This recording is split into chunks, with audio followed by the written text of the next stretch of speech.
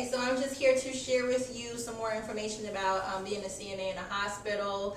I've got a lot of questions I don't really remember, so I'll just start talking, giving advice, and hopefully your questions will be answered in this video.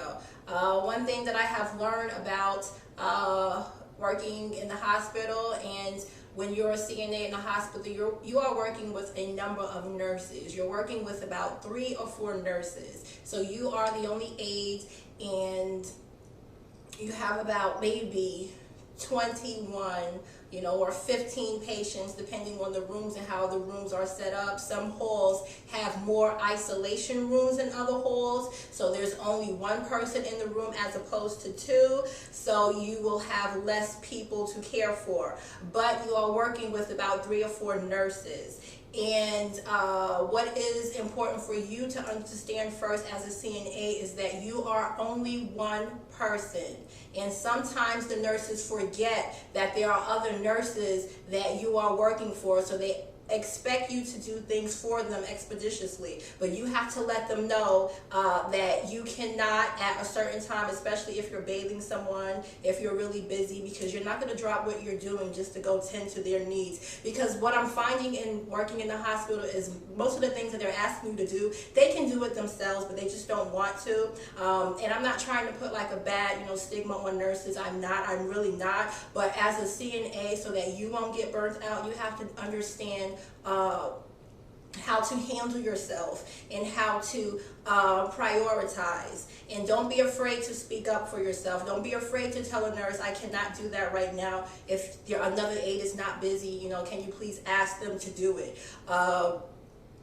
Also, with that, also give them a time frame. If you're doing something, say like you're bathing someone and you're like halfway through, you have about 5-10 minutes, tell them, okay, I'll do that in about 10 minutes, I'll be able to do that. But if you need it sooner, it's best if you ask someone else to do it.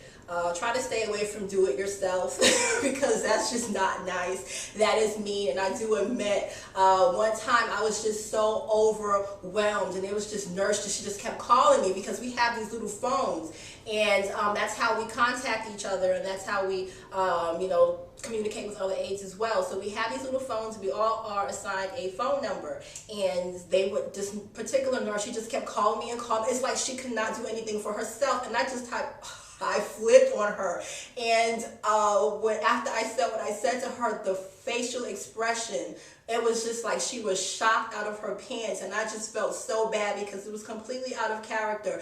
But some nurses don't understand that you are one person and they're not the only one, and most of the stuff that they're asking, they can do it themselves, they just don't want to. So I kind of like broke on her, and I felt bad. I should have apologized. I didn't, because I did it again to the same person a couple of days ago, and not days ago, but after that it was a couple of days in between, and I did it again because sometimes you can be so overwhelmed, especially when your shift first starts. It's like once you come in, then bam, everybody just needs something, they want something, they want you to do something. It's like, let me get myself together first, calm down. If it's that important, you the guys know what you can go do, so either do it yourself or ask someone else. You just don't bombard people when they just walk in the door. They got to get their report first. They don't understand that we don't know anything about these people, because when we're working, so we're 3 days on, 2 days off, a couple of days off. Half those people that we were taking care of, they're not there anymore. So we don't know these people. We have to get a report. We have to know what we can do and what we can't do for them. Because if, the funk hits the fan, we're the ones who are going to get in trouble, not the nurses, because we're one-on-one with them really all the time. And not saying they're not one-on-one, but they don't do what we do for them. They go do what they do with them, but we're doing all the hands-on stuff. So if we give them water when they're NPO, when we don't put their head up if they're aspiration precautions, because we didn't know, we didn't get a report, like say someone was like a total and they needed to be changed, and you know, after we finish changing them, like when we first came in, we don't know anything about them, and we accidentally, you know, leave, you know, them down because we're thinking it's okay if you're, you know, laying down a little bit, but their aspiration proportions, they need to be up a little bit higher if they choke to death or something like that. You know, we're going to be to blame for it. And sometimes in the room, there aren't any signs saying, you know, aspiration proportions or anything, so we don't know. So as an aide, you know, if you're given a report and you see these little things, a person is blind, you know, in their right eye, or they're legally blind, you know, this and that, neutropenic and all the other stuff. Make sure if you don't see a sign, you go get the sign, because this is your shift now.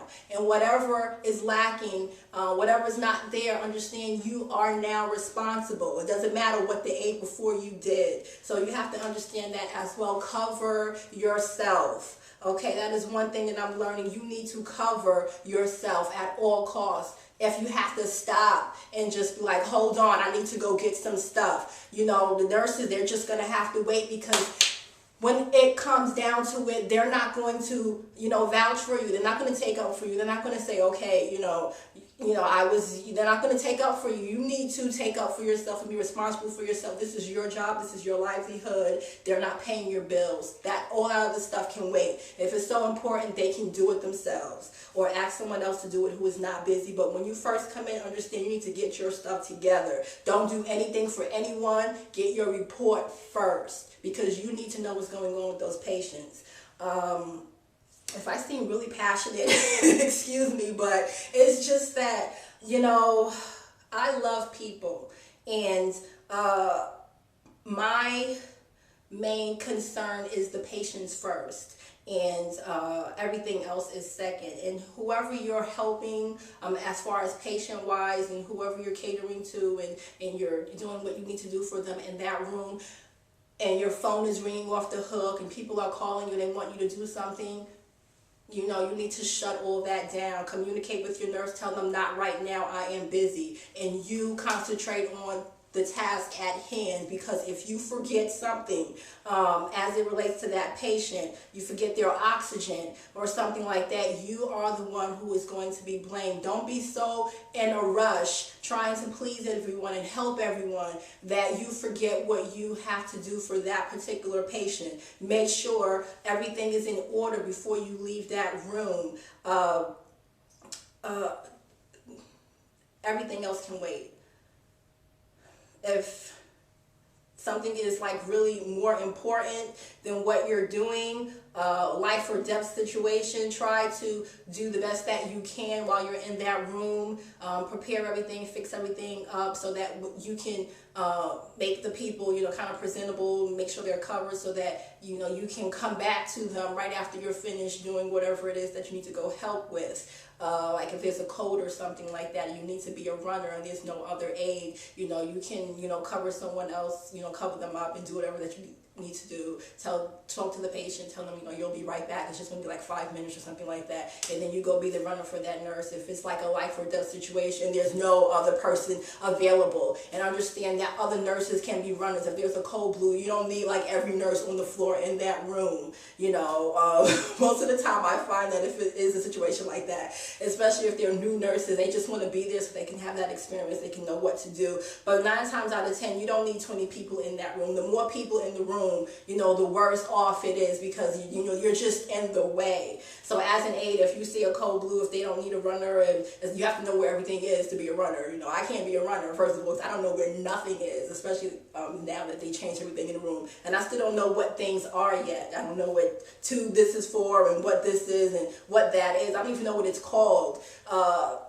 So you'll learn all of that. I'm learning some stuff now, and just make sure you cover yourself, and try to stay out of the way in emergency situations. I know it's like a learning experience for some of us, especially if you're like in nursing school. But you know, so you know, these are people's lives, and you know, it's not nothing to be like looking at all the time. But if they allow you to, you know, it's a good experience so that you can know what to do. What else I wanted to tell you guys about? I wrote it down on my break, y'all. Yeah, so you can't be everywhere at one time. Yeah, if you feel overwhelmed, you know, you need to communicate that with your nurse. If you're busy, tell them. Don't be afraid to speak up for yourself. Oh, another thing, take your break. Y'all, take your break. Nursing home, hospital, wherever you are working, take your break. If you are entitled to a 15-minute, a half an hour, and another 15-minute, take your break. If it becomes so busy, you just stop. After you finish with that patient and you're finished with that room, clean up, do what you have to do, you stop and tell whoever the aide is. If a nurse is calling you and asking you for something, say, I'm sorry, I'm getting ready to take my break. And don't be afraid to do so, because you are entitled to it. In a nursing home, you have more downtime. In the hospital, you never stop. You probably stop at about maybe 12 o'clock, maybe 1 o'clock, depending on, the hallway that you're on and what the patients need. Because I remember at one time I didn't stop until 3 o'clock. I didn't take my break, no nothing. And my head was just hurting. I felt my heart was racing. My feet was killing me. And I said, never again. I'm going to take my break. I'm not, nurses can do what CNAs can do. And another thing I'm noticing about some nurses is that they don't know how to do certain things. They don't know how to put a brief on. They don't know how to turn, because they learn some of these things in clinicals. And I'm not trying to badmouth anyone. I tell you I'm not. But this is why.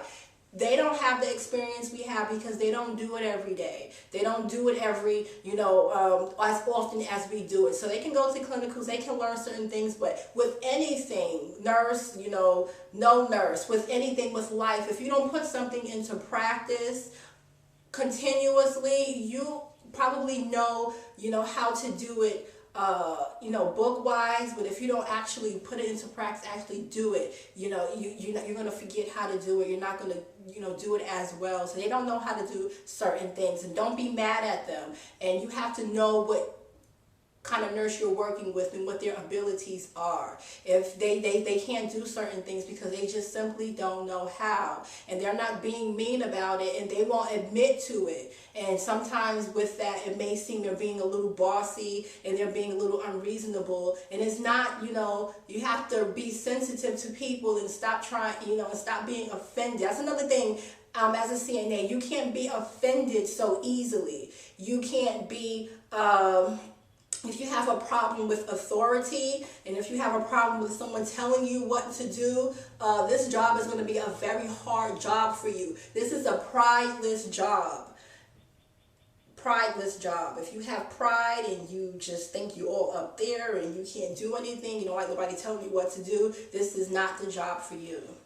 As well as nursing, because I see how being a nurse, I see how those doctors treat those nurses and how they talk to those nurses, and my heart just goes out to them, because the way they speak to them, it's not professional. It's not called for. These are human beings. These are people, helping other people. They're putting their lives on the line because they can get diseases and sicknesses. You're putting yourself out there like that. And, they're dealing with needles and things like that. And when all of that stuff becomes overwhelming, nurses, they get poked. There was an incident, a nurse got poked and, afraid, for his life that he may catch, Hep C or something.